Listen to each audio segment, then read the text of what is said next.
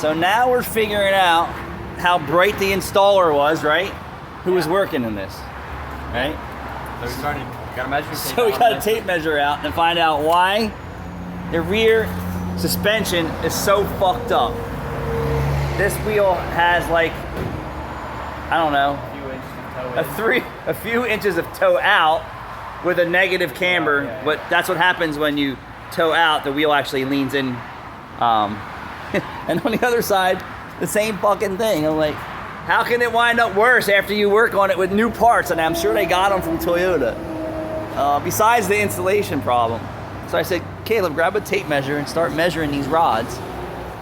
So he measures the back rod and he says, all right, we'll call that 12, right? Yeah. We're gonna call that 12. Yep. All right, so then they have one factory rod still in here.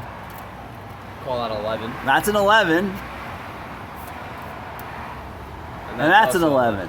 So you see the problem? They have the two longer rods over here, so we need to take one of these longer rods, put it over here. That's gonna push the rear of the tire outward, pushing the toe in on the front of this tire.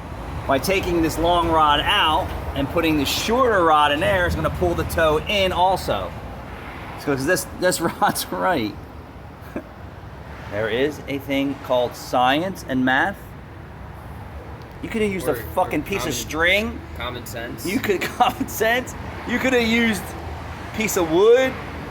He could have used anything to say, hey, Could have just like hold held on. the two parts together. Bing. Say what? You could have just held the two parts together. And said, New part and the old yeah, part. this ain't right. Yeah. Even if it was bent, right? Hammer it straight. Give yourself a baseline.